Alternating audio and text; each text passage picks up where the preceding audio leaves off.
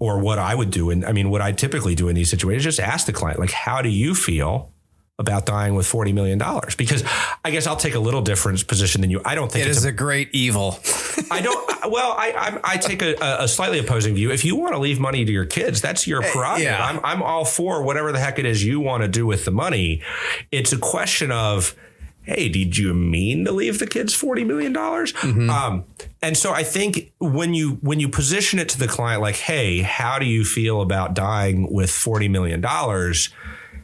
Inevitably, you're going to get some kind of reaction out of them, whether they say, gosh, my kids don't need that much money. Maybe I should have spent more. So now you've got at least a starting place, and you can work to, okay, so we've established that you don't want to die with $40 million. Let's talk about what you do want to do.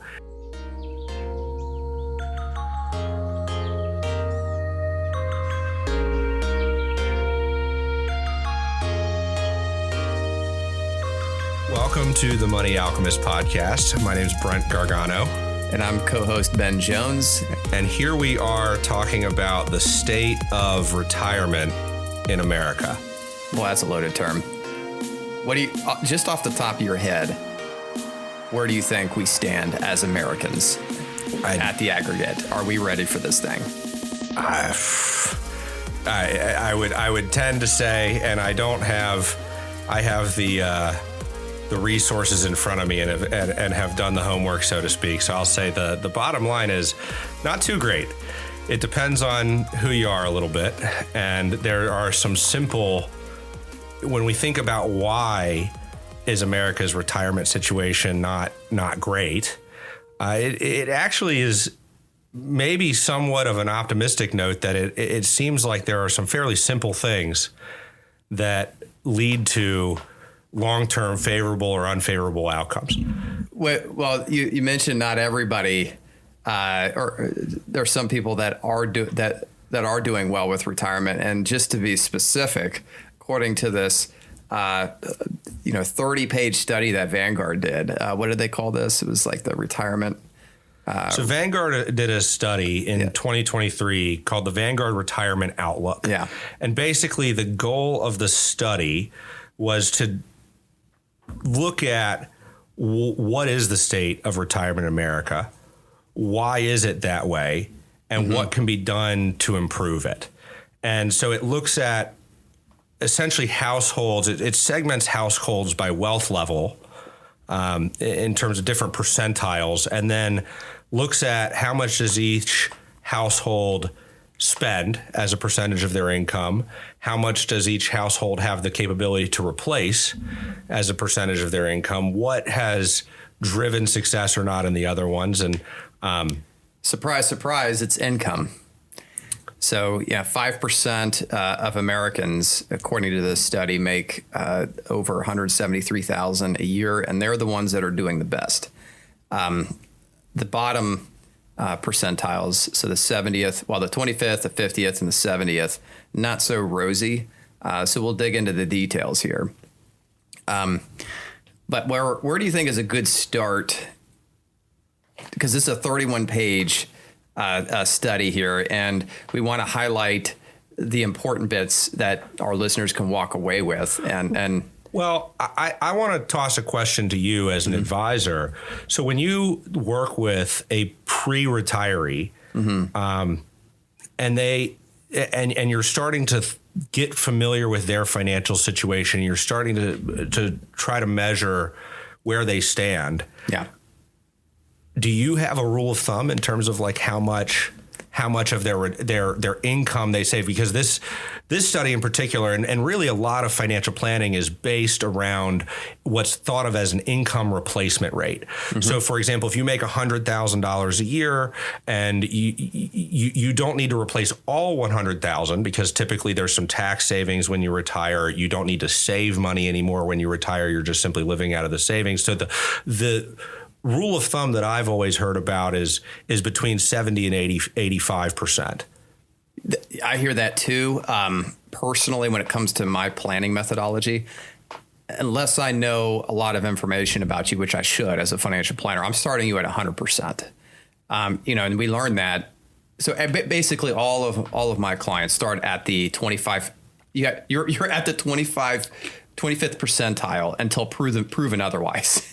So you are making, and for those of you, the 25th percentile are people making $22,000 or less. And the result from the Vanguard study, which is no surprise to me, is that the less money you make, the more of that income you have to replace in retirement. For example, someone who's making $22,000 a year today, before they retire, they need to be making sure they're making at least $21,000 in post-retirement income to sustain their current standard of living.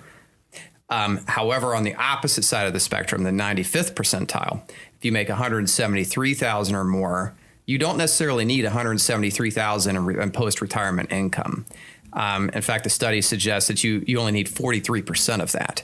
So for the bottom 25th percentile, it's 96% income replacement need. So therefore, you need to make sure that you have replaced 96% of your pre-retirement income in order to not downgrade your standard of living. And for those who are in the 95th percentile and higher, they just need to replace 43%. Well, and I follow this, but these are all averages. What do you see with your clients? With my clients, it's none of that. It is literally, what is your budget? That is the most important thing when it comes to sitting down, doing your financial plan and making it, long-term viable and realistic. Is what are you spending today? And I ideally like to take 2 to 3 years worth of expenses, because expenses can be very lumpy. Maybe you have a kid that's in college, maybe a baby was just born, maybe you had to replace a roof last year. So these big lumps need to be averaged out and taken into account. But I start with expenses. That to me is the most important thing. But you're talking about expenses today. Yeah. Now this is for somebody in this example, this is for somebody that hasn't retired yet, correct? So what do you think about the concept of shifting expenses? Do you really think that people that are planning to retire are going to spend similarly to how they spend now, or how do you see their expenses change as they do retire? Well, there's this thing called the retirement spending smile, which is more like the retirement spending smirk, where you see retirees maintain their standard of living, where they don't really spend a whole lot more. They spend more on different things, like they spend more on leisure, but less on things like automobile expenses. And then they maintain that standard of living into their ultra golden years. And then it tapers off, and then they start spending less. So what I find with my clients, just in general, that not all of them are this way, is they maintain their standard of living throughout. And then later on in their years, they taper off. Now, if they need a nursing home, that you see this massive hockey stick like spike. Fortunately, that's more the exception than the norm. Not everybody needs a nursing home, but it does happen from time to time. Occasionally, I'll get clients that they just go, balls to the wall post-retirement, and they start, they undertake massive construction projects, build their dream home, build second homes, go out and buy a nice camper. By the way, do you know how expensive campers are? Well, there was a camper boom in 2020. Are we at the bust yet? We have to be. I heard at one point that there were like 10x. Don't quote me on this statistic, but I heard that there were like 10x as many campers and RVs as there were parking spots for campers and RVs in the country. So like, what do you do with this thing if you can't go take it somewhere because all of the parks are full? I don't know. You know the comedian Jim Gaffigan? Sure. Yeah. All right. He made fun of our local RV salesperson, Tom Raper, so much in his Netflix special that he had to change the name. Change the name of his. So it's not Tom Raper anymore. I forget what it's called. It's like Outdoor World or something. Anyway, just a funny anecdote there. But here's the thing. So I read a long time ago, years ago, I read in the Wall Street Journal, they had made a point that they were kind of challenging the notion of this percentage, how much of your income do you need? And they made the point that I think you're making, which is that it really relies on your spending more than your income. But what I believe they had found originally was that spending actually increased in retirement, at least in the early years, like you said, because if you think about it, it's a no-brainer. I mean, you spend, if I asked you as a working individual, do you spend more money on the weekends or during the week? There's no question. And so what I guess I'm saying is that if you ask somebody their budget today, how much, and you go plug that into a financial plan, how likely is it that that's truly reflective of what their plan looks like? And would that person even know to tell you how well, no, I'm actually going to spend more money because I'm going to have more free time? Well, here's another thing. I'll pull back the curtain a little bit into my planning brain. I don't trust people's budgets. I think people chronically underreport how much money they spend. I was sitting with a family, and this couple made probably $300,000 a year.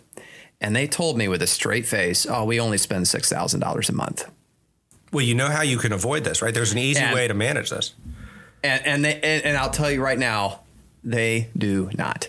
And I didn't, I told, and you can tell them that and disagree with them, and they'll get defensive. But then you start tallying everything up. It's like, oh, well, what they do is they think, oh, my expenses are my utilities, my phone bill, my gas, my mortgage. They just tally up all those things that are standardized every month that you can expect every month. What they ignore are the big ticket items like home improvements, new cars, vacations. So these things add up. You got to include all of that into your budget. It all counts. Well, so you know how I've talked to thousands of families about this, and I agree with you that people, anybody, if you ask them to budget and their mind starts going, okay, what's my mortgage? What's my car payment? Like there's just no way you're going to capture everything. So there's a term called a reverse budget. And a reverse budget is actually a little bit easier to orchestrate, because if I ask you how much you spend, while you might not have a great answer to that, if I ask you what your take home pay is on a monthly basis, like people generally have a pretty good feel for that. Yeah. And so if you can break it down into its simplest terms, which is basically how much money showed up in your accounts through the course of the year and how much of that money is left over. And if you just do the math, you can figure out how much money was spent. Yep. And so it used to ask people, somebody would tell me, let's just take your situation. We make $300,000 a year. We spend $6,000 a month. Okay. $6,000 a month is $72,000 a year. If you figured out, let's say you asked them their take home paycheck and they said, I'm just making this up, $10,000 a month or $10,000 every couple of weeks, then they're bringing home, let's say $240,000. They should, where's the other, what would the difference be? $180,000. And I'm sure they pay more taxes than that, so that's not realistic. But the point is intact, which is that it's much, much easier to account for those things if you back into the number. And probably more accurate. Right. So I do that for folks that do not have the slightest idea where their monthly expenses are. Either they don't budget or they just or their budget, I think, is completely off. I will use that reverse budget method. So it's different for every person what number I use. So come full circle, that reverse budget methodology is more similar to what Vanguard is using in this study here, where they're simply just assuming that you're going to maintain a percentage of your income, your pre-retirement income and retirement. I actually do like the what they've done. So they base it off of your income cohort. So depending on where you land, 25th, 50th, 70th, 95th percentile, that's the amount of income that you need to replace in retirement. What does that actually, just putting that in layman terms, does that mean that 25% of people at the lowest level of income make under, I'm looking at the study now, $22,000 a year? That's correct, yes. So 50% being the 50th percentile of the people in the study, make less than $42,000 a year. Correct. 75% or 70% of them, make less than $61,000 a year. And only the top 5% make over $173,000 a year. Yeah, that's correct. So it's good to be in the top 5 percentile. And that's 1 in 20. I mean, think about if you stood in a room with 19 other people and you look around, 19 out of 20 people are making under $61,000 a year. And as the study would suggest, are not in a great spot for retirement. No, not at all. And the study includes individuals ages 37 to 65. So it is not including those teenagers. People might think, oh, well, that's just teenagers in that, and they don't work hard. They're just at Chick-fil-A. No, this includes, what they call early millennials. That's a nice way to say elder millennials. Millennials that barely made the cut. They really should probably be Gen Xers. Yeah, that's me. I'm in that category. All the way to the late baby boomers. So most baby boomers have already retired. So now we're in the last phase of baby boomers. Those are the boomers between ages 61 and 65. And, the fact is that, most Americans just don't make Mr. Beast level money. They make a cool $60,000 a year, and that's about it. And that's not necessarily a bad thing, unless you want optionality in retirement. It is very difficult for a 4-cylinder engine to pull a big semi-trailer load. And think about retirement. You are literally trying to take 30 years. Do you think that's a good approximation, 30 years? Because most planning tools take you to age 95. I don't know if that's... I'll say this. Subject. If we were planners in the 1970s right now, and somebody asked us about life expectancy, do you think our answer would have been 30 years? No. It would have been probably 20. So what's it going to be by the time we're in our... I think 30 years. I think 30 years is because you do not know how long you're going to live. So what are you going to schedule your money? My argument is that 30 years from now, what are we going to be using 50 years? I think people would have to work longer, which is kind of getting into where Vanguard is suggesting we go, and me too, but among other things. But back to what I'm saying, you with $60,000 a year, inflation adjusted, that's not a lot. I think everybody, you and I would agree on this, and anybody listening agree that $60,000 a year, if that's all the income that you have, and let's say you have a child or two children, you're not making that stretch very far. Housing expenses, which we talked about in the last episode, are through the moon. Food expenses are high. Education. God forbid you put your kid in special athletics. I was talking to one of my neighbors that sent their daughter to select volleyball, $1,000 a month. I'm like, what? I'm just waiting for my kids to get involved in that stuff. But life is expensive. So for someone to take $60,000, shave off what is needed, and also manage the inhuman task of stripping out all luxury. So that means no new iPhones, no going out to eat, no luxury whatsoever, no vacations. And it's literally just, you take that $60,000 and you just, put it to work on the essentials.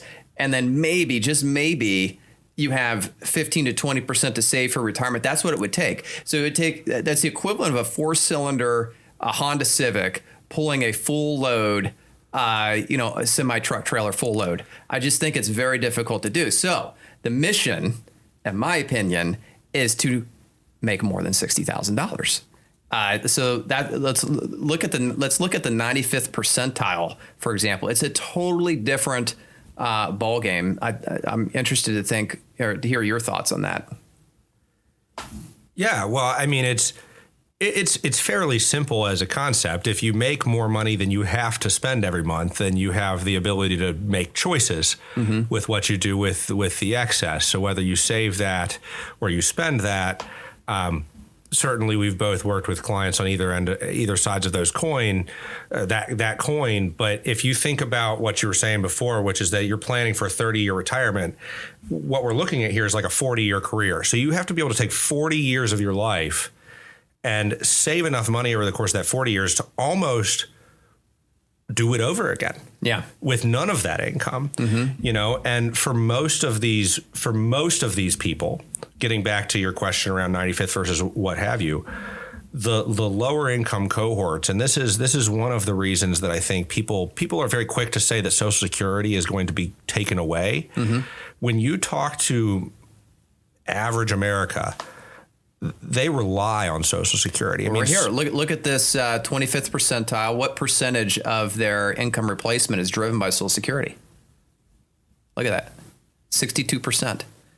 People cannot live without Social Security. Yeah.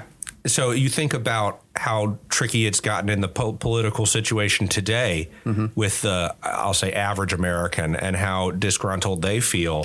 Think about if you took away 62% of their income, of their retirement income, when, by the way, they don't have enough in the first place. You also find that, so if you look at the average 401k balance versus the median 401k balance, so quick statistics lesson, averages are fine, but what averages do a poor job of is if you have data points that are either really, really big or really, really small, it can drag that number around. So if you have 100 people and 99 of them have $50,000 in their account, and one person has $1 million in their account, that one person really impacts the average, whereas they don't impact the mean. So the mean looks at basically the midpoint. 50% of the data has gotten more, is bigger than this. 50% of the data is smaller than this. So the mean 401k balance for a baby boomer, according to Fidelity, $61,200 with the average of $215,000. Now, I'd argue neither of those numbers is great. Yeah. But when you really think about somebody in this lower percentile, I mean, they've got Social Security, maybe a little 401k, which we'll get into this later, but only 50% of U.S. workers have access to a 401k plan. And then they have, the last piece is their house, if they have a house. Yeah. You know, what the difference between the mean and the average, the mean being 61,000 and the average being 240,000, what that means is that the 95th percentile are dragging the numbers higher. So they are doing the right thing. They are saving a large portion of their income for retirement.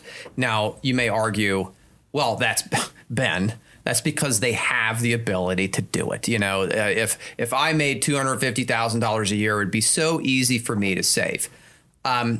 Yes, you would achieve, an escape velocity away from the necessities of life, so you're not scraping at the bottom of the barrel, but it still is work to save. If you're making 100,000, 200,000, 300,000, you still have to make a purposeful decision to defer your income. It's not by default. And you're really relying on deferring your income because we mentioned earlier, 62% of retire income for the lower cohort is Social Security, but for the higher cohort, for the top 5%, Social Security only makes up 18% of their retirement. So a lot of it really does fall on them. Yeah. So the big difference between that, let's call them the haves and the have-nots, is income, the ability to earn income and ability to earn an amount above and beyond that bare necessity amount. We'll call it, the government calls it the poverty line. Is that what they call it? I forget what it is. I think the poverty line is just shy of $15,000 a year. Fortunately, 95% of Americans make above that. But the biggest difference is obviously income. But the second difference is that they choose to save. It's that simple.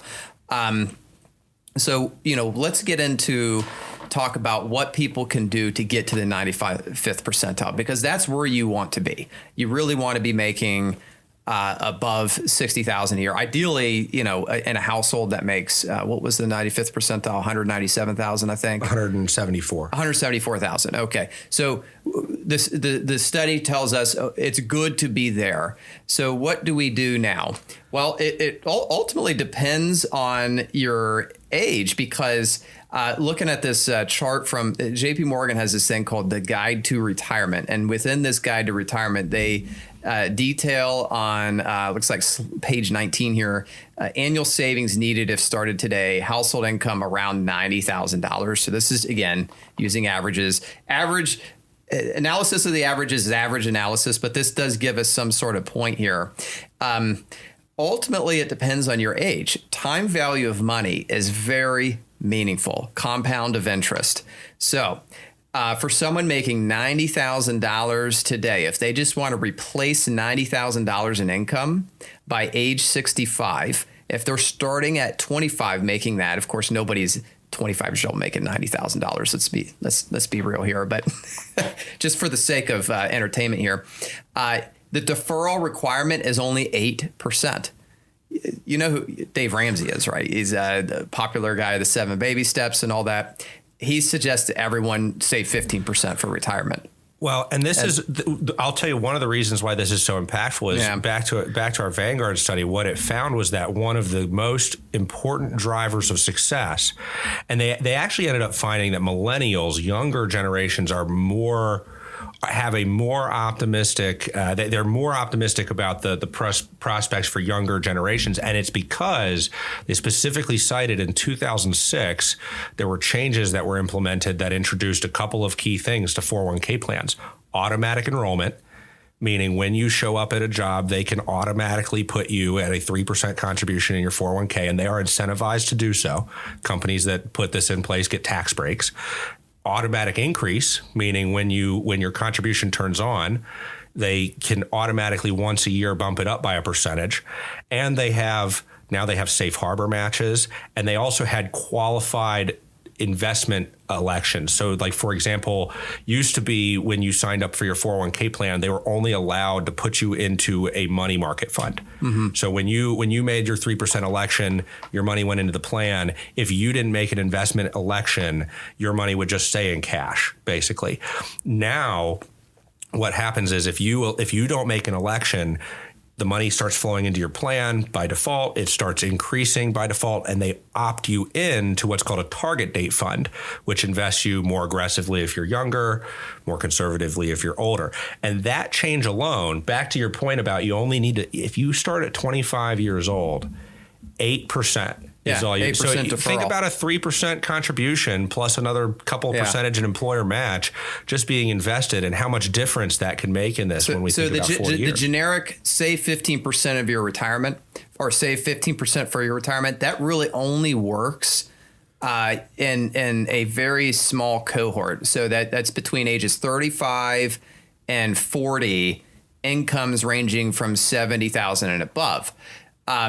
By the way, I do want to comment a bit about young people being more optimistic. I think that, yes, all that matters, like automatic enrollment, just having good retirement plan structure is very important. But younger people just tend to be more optimistic because they have more years.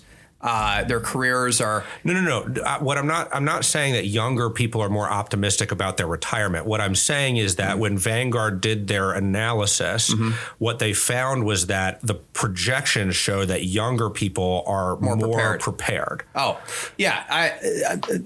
Sorry, I've missed what you were saying. So yes, I do. Yeah, I do and agree so, with that. And the reason that they're more prepared, a lot of it boils down to very simple things like 401k plan adoption. Sure. What the government might want to think about, I mean, I guess what I'm postulating here is that when you think about the way to solve the retirement crisis in America, you could potentially throw more money at the issue, or you could potentially have some simple structural changes that encourage things like saving money regularly and having a retirement account. I mean, these kinds of things seem like minor changes. The ability for a company and the incentive for a company to set up a 401k plan, and just if the employee doesn't opt out, to say, hey, we're going to put 3% of your pay into this 401k plan. And by the way, it's going to get invested properly, right? Like that little change, by the way, it doesn't seemingly cost the government a whole lot of money besides some tax incentives, goes a really long way for somebody who's 25, 30 years old and just getting a first job. Now, it doesn't really help the 50-year-old because back to your JP Morgan guide to retirement, if you were to start at age 50, making $90,000 a year and you wanted to retire and you're at age starting 65, starting from zero, you have to save 40% of your income. Now, here's the problem with that. Okay. This is the big issue with that. The only way that you're going to be able to at 50 turn around and start saving 40% of your income is one of two things. You either have to stop spending so much, move in with mom and dad. Like you either have to dramatically change your lifestyle in a way that no 50-year-old is really prepared to do. You've been living at this point for 20 to 30 years as an adult. But Brent, or you have to increase your income. Let's talk about that person real quick. All right. They're going to be forced to make that decision anyway at some point. The only alternative is work until you drop.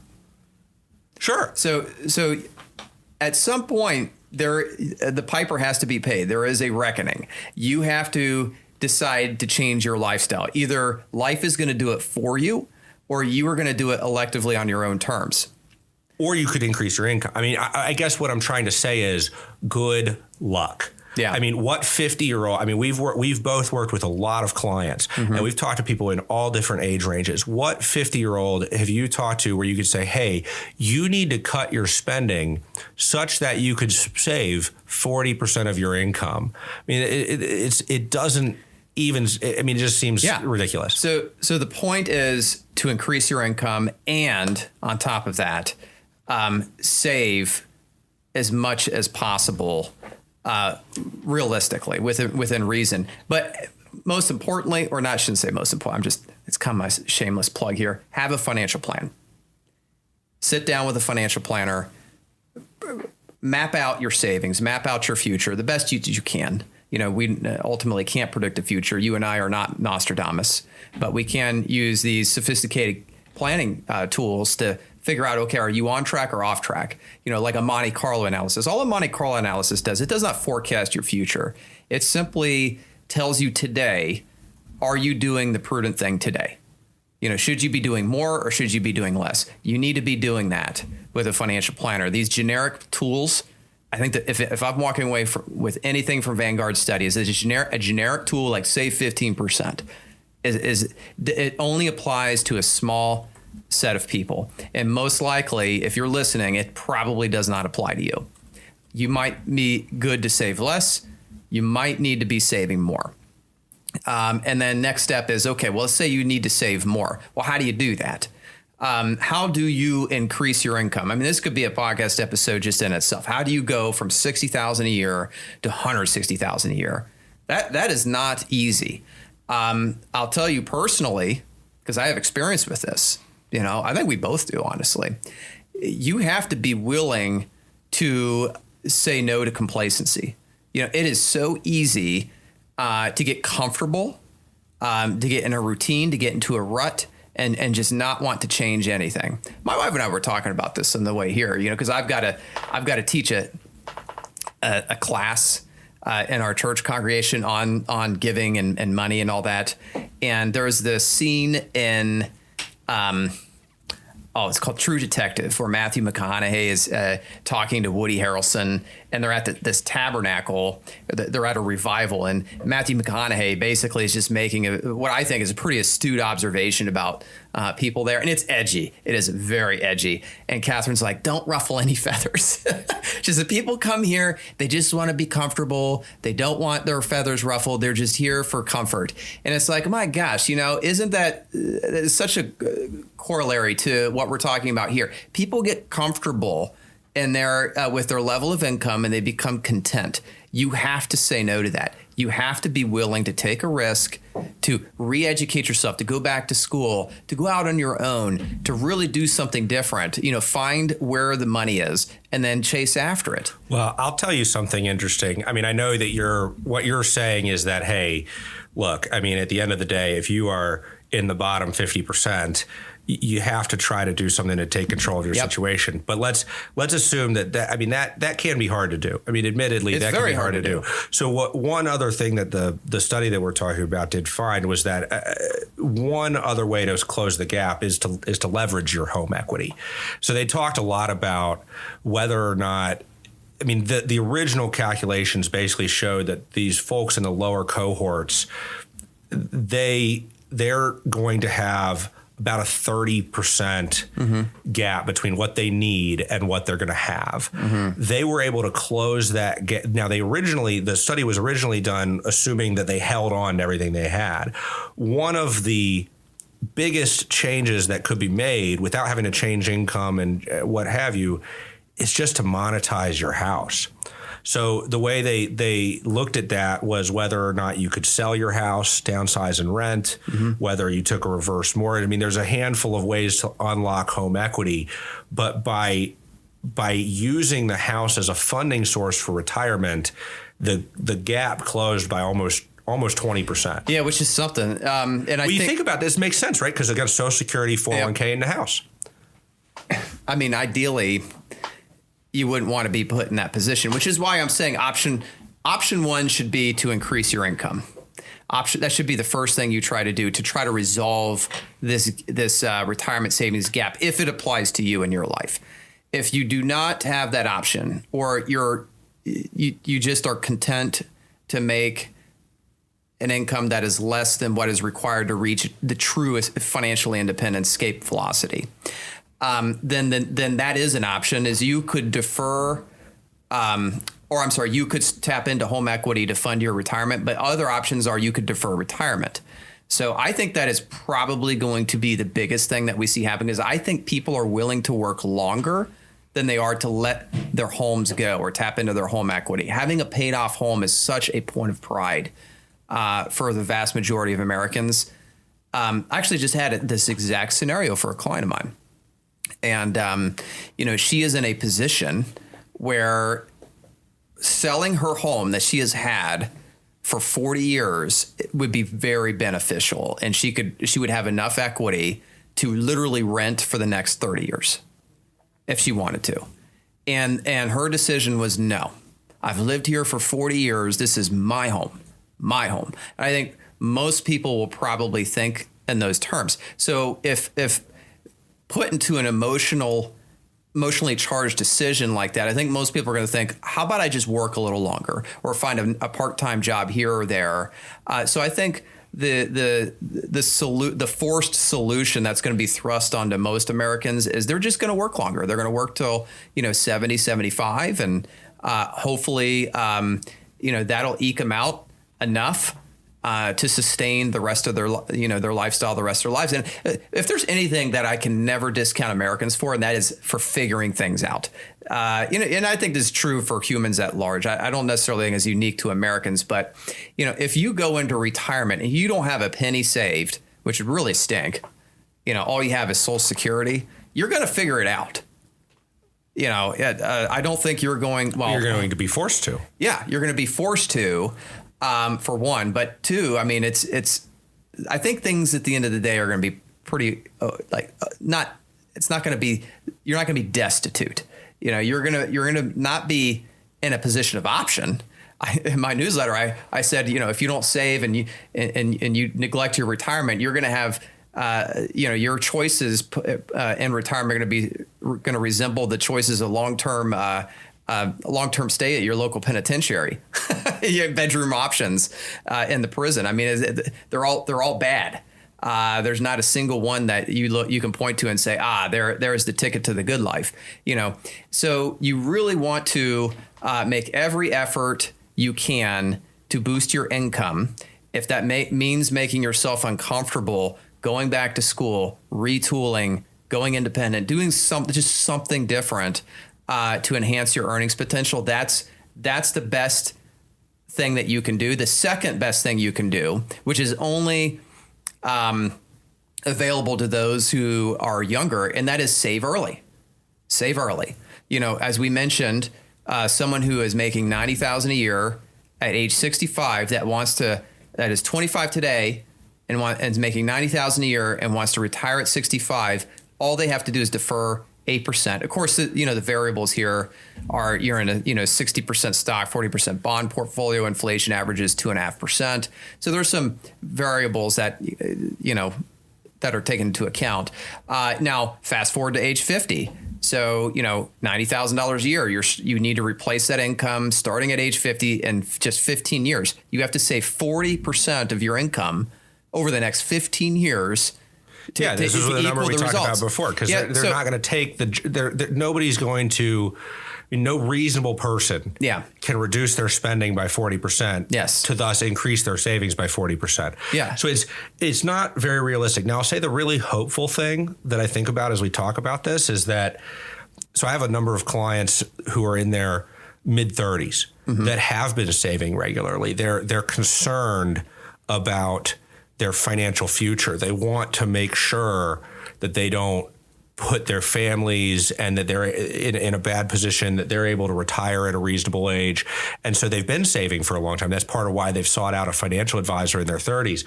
One of the things I think those people can discount is that it actually doesn't take as much as you think it does. I mean, if you can save a reasonable percentage of your pay over a long period of time with regularity and incorporate that into your standard of living, right? Save it before one of the most successful ways to build wealth is just to get the money out of your paycheck before it shows up in your bank account. Okay. Just automatically save, raise your standard of living based, as time goes on, accounting for the fact that you're kicking money out of your paycheck ahead of time. And it doesn't take saving 30% of your income. I mean, if you start in your mid 20s, you're able to save less than 10% of your income, according to this math, and get to a successful retirement at 65 years old. What 25-year-old is really, looking at that? I mean, part of the problem here is that probably a majority of 25-year-olds don't think that way. But or they're not making $90,000 a year. Well, I would argue. I mean, they don't need to make. I mean, this study misses some things in the sense that people's income changes and what have you. I think that's why it's important to think about this savings rate as a percentage, because if you're saving 10% of your income, 10% of 100,000 isn't the same as 10% of 200,000. And you're saving, by saving as a percentage, you're saving scales with your spending. The more you make, the more you spend. If you spend, let's say you spend 45% of your income, that's consistent with where the study said, on living. You spend another 25 on taxes. You spend another 10 on saving. However the math comes out, they're related. The less you save, the more you spend. The less you spend, the more you save. So, as we mentioned, for the 50-year-old that hasn't saved anything, well, by default, they've been spending all of it. I'll tell you what the 50-year-old is going to do. They're probably going to engage in Hail Mary investments. That's exactly what happens. And that leads to its own problems in its own right. Because now all of a sudden you feel this pressure on your back to get that right. And that's just, when you think about the proper ways to manage your emotions in investing, it just doesn't set you up for success. Yeah. So all this to say, the second solution to get to the 95th percentile is start early. So one, again, just to reiterate, do what you can to increase your income. Two, start early, but that option is not available for a lot of folks. Now, let's say you are not starting early. You are 40, 45, 50, and you are behind the 8 ball and you need to catch up. You are going to need to save at least 20 to 30% of your income, I think, in order to put a dent in it. So this standard save 15% of your income, I don't think is applicable to that individual. I think that I like to tell everybody to save 20%, and I say 15% for retirement. And this is if you've got, pretty good income and some flexibility in your retirement goals. For example, some folks really don't mind retiring at age 70. I would count myself into that. Little anecdote about myself. I took a 2-week vacation during Christmas time, and I found out that I need to be productive, because if I'm not productive, I am a complete and utter waste of life. I didn't do anything. So my wife said, you're not allowed to retire. And I agree with her. I probably shouldn't retire. We'll see what my opinion is when I'm in my 60s. But point being, you could delay retirement. There's a lot of things you can do to either reduce the burden of saving today, or if you want to retire early, such as like 58, 60, you really need to be either doing the work up front early on, or you need to be saving a boatload of money. Generally, though, I find that folks who are just starting to save seriously by age 40, you at minimum 20% you need to be saving 20%. And that's not including, for folks of you doing the math in your head, well, my employer match, they're putting in. No, the employer match is gravy. You cannot count that. I don't count employer match. I do not count pensions. This is literally your money that you are saving. Now, that might be a little harsh. I think Brent has a comment on that. I'm curious what your opinion is. I mean, I think that So one of the things that I think is important with the clients that I work with is I do want to help them spend their money. Mm-hmm. Obviously, this isn't true for all clients. I mean, some clients need help with saving, and they are under saving, and they need coaching. But other clients are saving enough money, and sometimes the stress of wanting to feel like they're going to be in good shape can drive a lot of their day-to-day anxiety. So I think I only say that because, let's say, so I'll give you a great example. I worked at Fidelity Investments. They have one of the best 401k matches in the world. They would give you 17% in your 401k every year. If you told me as a 25-year-old not to think about my 17% 401k match. Are you getting that 17% today? No. That's my point. The employer match is temporary. You're either going to change employers, your employer is going to rug pull it, something's going to happen, you're not going to get it. Do not design your retirement savings around something you have no control over. Well, I think that's a good point. What I would say, and maybe Fidelity is not the best example because they do have such a great match, but generally speaking, if your 401k match is 3, 4, 5%, I mean, and you do plan to be an employee and have access to a 401k plan, while I wouldn't rely on it, because back to before, it's not money you would have made otherwise. It doesn't influence your spending. While I wouldn't rely on it, I also don't think it's it should be ignored. I agree. My point is it's gravy. It should be factored into your financial plan, but it should not be assumed that you're going to have that. So for example, if you make $100,000 a year and then your employer matches the same 17%, and you think to yourself, oh, good. Well, I only have to do an 8% deferral then. It's like, no, because then the rest of your budget is going to assume that so let's say Fidelity, either you change jobs or Fidelity says, oh, we're going to reduce the match. Then now you've got to somehow perform these, budgetary gymnastics to double your retirement savings just to make up for the difference. And most people, I don't think, are able to do that. So that was my point, is to structure your budget around a 20% deferral rate. Now, you said something really interesting that I wanted to expand on, and that is you want to help clients spend money. So, and I see this too in my practice, and I know you see it as well. And that is, like 95% of Americans, they need to save more. I think ultimately they'll be all right. And they're going to be forced to compromise in their retirements, either work longer, reduce their standard of living, downsize, tap into home equity. They're going to have to do something that is not ideal, but they will get by. However, you've got the 95th percentiles. These folks have done more than enough to save. In fact, they've saved what they will need. They're probably going to leave an inheritance. They probably have more of an inheritance problem than they have a running out of money problem. And I find that they just can't flip the switch to spending money. I show them the Monte Carlo simulations, like, hey, you guys, how much do you love your kids? Because right now you're showing me that you love your kids a whole heck of a lot.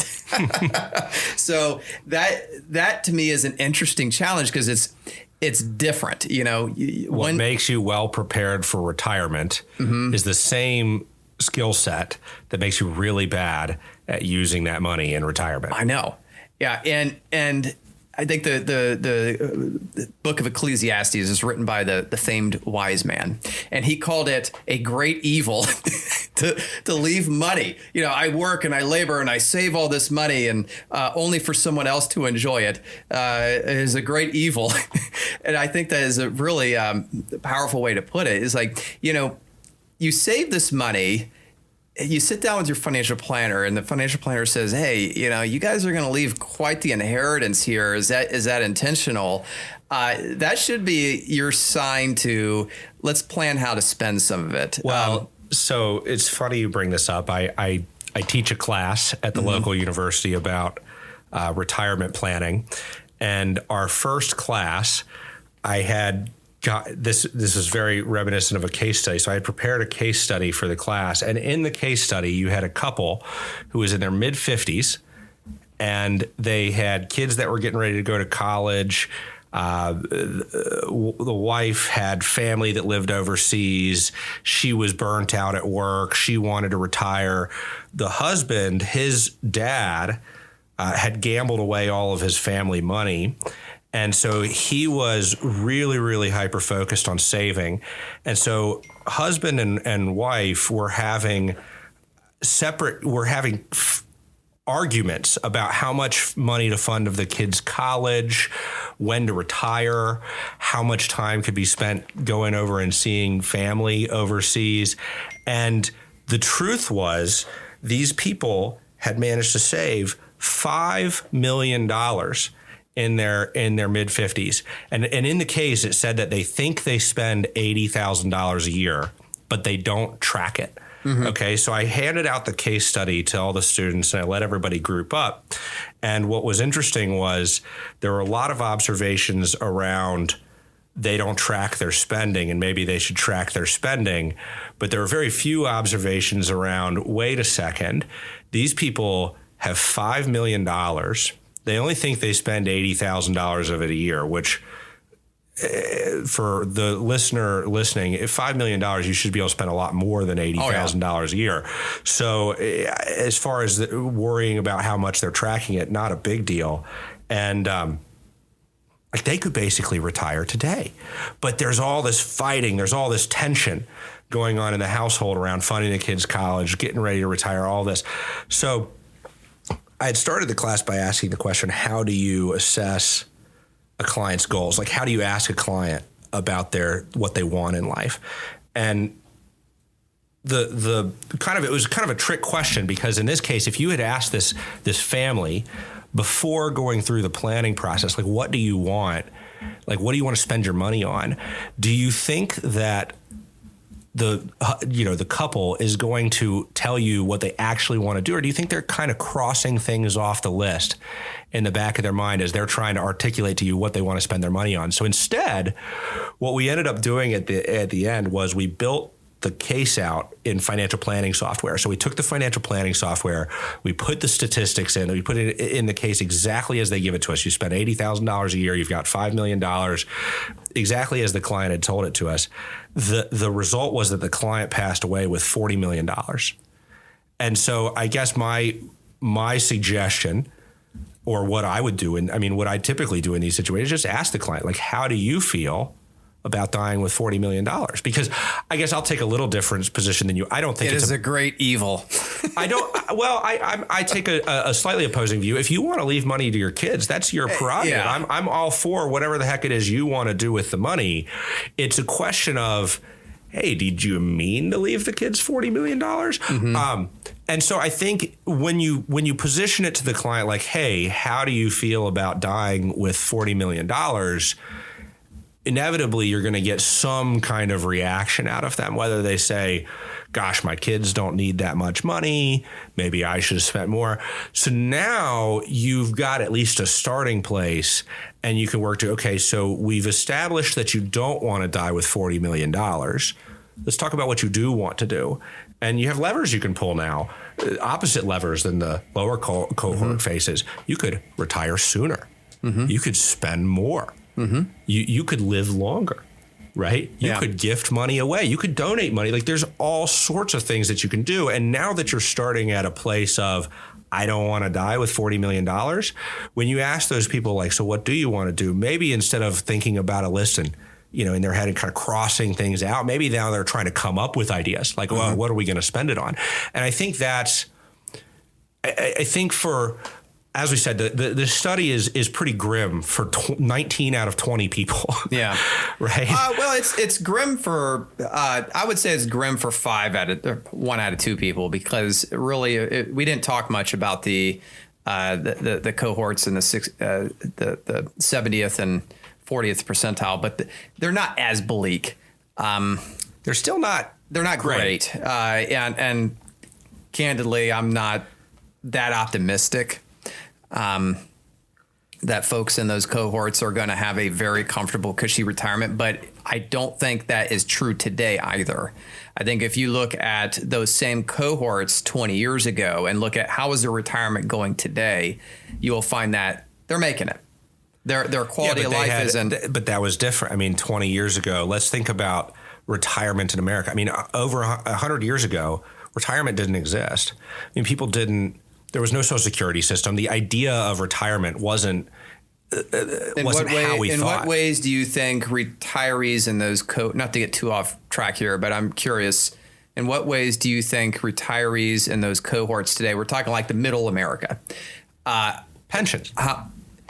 See, 20 years ago, I don't think there were a lot of pensions. They're a lot more prevalent than they are today. You were pre-GFC. You were before the 2008 crisis. No, I have no stats to back this up. I just suspect that pensions, that impact is not as much as we think it is. There is no question that over the last, I don't know, I'll just say 50 years, more of America's retirement need has been put on the individual as opposed to the system. It used to be Social Security. That happened back in the 80s. I agreed, but those kinds of changes don't happen overnight.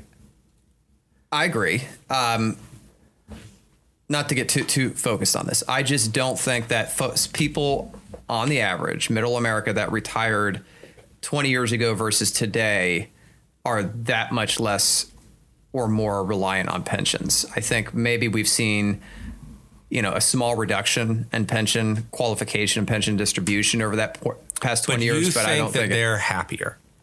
Do I think that they're happier? You think that they're making it better than somebody that's retiring today? No. Okay. I don't think that at all. My point is that they are getting by. We're not in the midst of a retirement economic collapse, because folks who were unprepared for retirement 20 years ago and are retired today are still had to make compromises in their lives. And I think that the next 20 years for that cohort, so this Vanguard study is basically suggesting that the retirement picture is bleak for a large segment of the American population. And I think that as we fast forward 20 years from now, what we're going to see is that it's going to feel very similar to what it feels like today. And I don't think the absence of pensions or the prevalence of pensions being less prevalent is going to be the thing that tips us off into a retirement catastrophe. I think people are very ingenuitive and they'll figure it out. They'll work longer. They will tap into home equity if they have to. They will, rely on family, eat generic brands instead of brand fan, rely on family. They'll figure it out. So I don't think it's all doom and gloom. I believe, though, that Americans should be doing a lot better. At bare minimum, you should be saving, I think, at least what this, that guide to retirement suggests you should, based on your age in your cohort. So really, if that confuses you, sit down with a financial planner. There's a lot of planners, myself included. I will sit down with you, for free for an entire hour and tell you exactly how much you need to be saving. Now, I'm not going to hold your hand and police you. Now, you have to become a client for that. I will police you and coach you through as many meetings as you need to get you to your goal. And I think you would do the same, Brent. So, that's bare minimum what you should do is just to, figure out how much you should be saving consistently and work out your budget to do exactly that. And then on top of that, figure out what you can do to increase your income. Inject some octane into that engine of yours, that economic engine. Most people, I think, are capable of much more than they realize.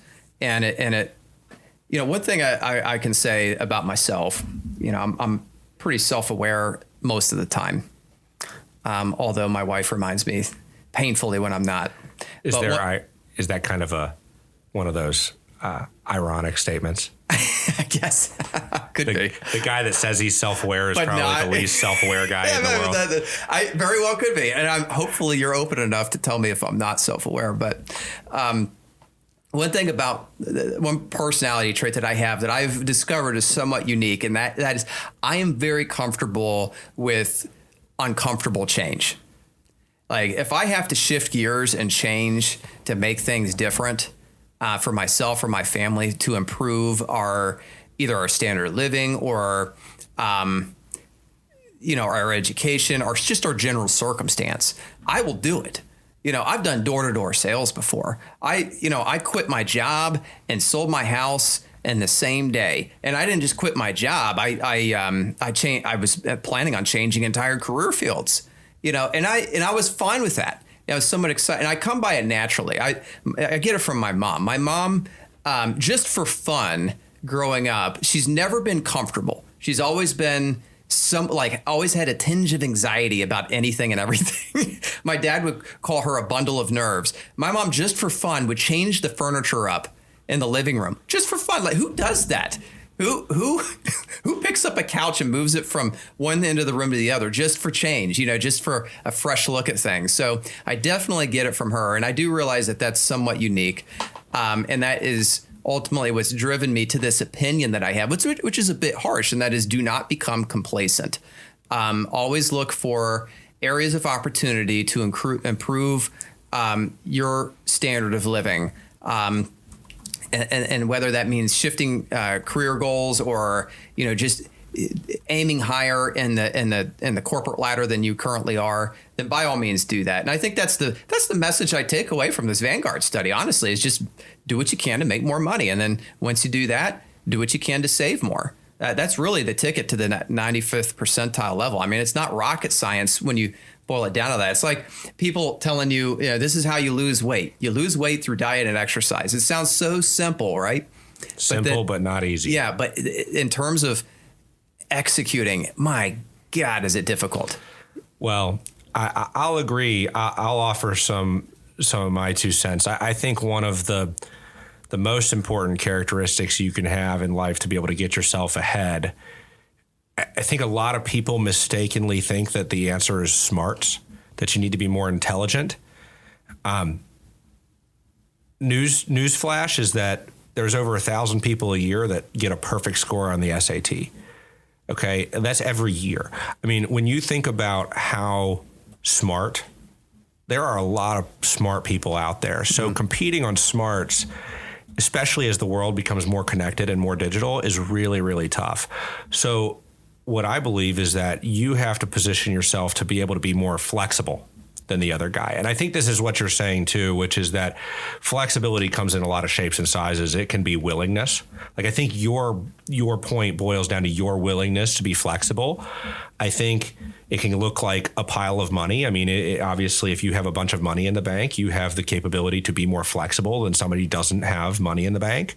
It could look like a spouse. It could look like children. I mean, I can tell you that for me, when we first looked at buying our first house, if I was a single person, I might have bought a duplex and rented one half or a fourplex. I might have done something like that. But I looked at my wife and I said, hey, would you be okay with it? She said, absolutely not. I need a house somewhere where I can go on a jog outside and feel good about going on a jog. So we bought a nicer house than maybe I would have bought. So again, your flexibility can be limited in so many different ways. I'm not saying, I mean, money is an easy one to pick out, but there's lots of things that can drive flexibility. But I think your ability to succeed over somebody else is, one, your willingness. I mean, I think that's what your point is. And then also your willingness to be flexible.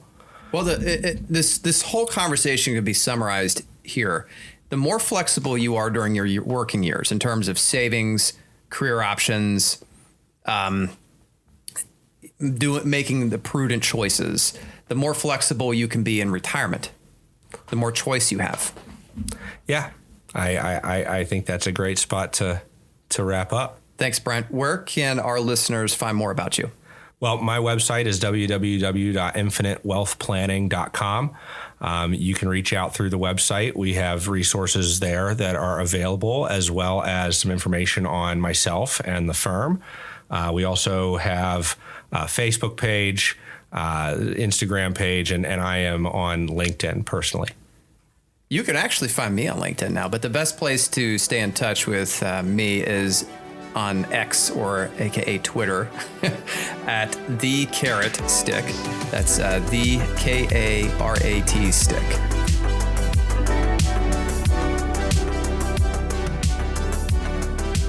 Securities offered through LPL Financial, member FINRA, SIPC. Advisory services offered through National Wealth Management Group, LLC, a registered investment advisor and separate entity from LPL Financial, LLC. The opinions voiced in this material are for general information only and are not intended to provide specific advice or recommendations for any individual. All performance referenced is historical and is no guarantee of future results. Economic forecasts set forth may not develop as predicted, and there can be no guarantee that strategies promoted will be successful. This information is not intended as authoritative guidance or tax or legal advice. You should consult with your attorney or tax advisor for guidance on your specific situation. Brent Gargano is not affiliated with LPL Financial.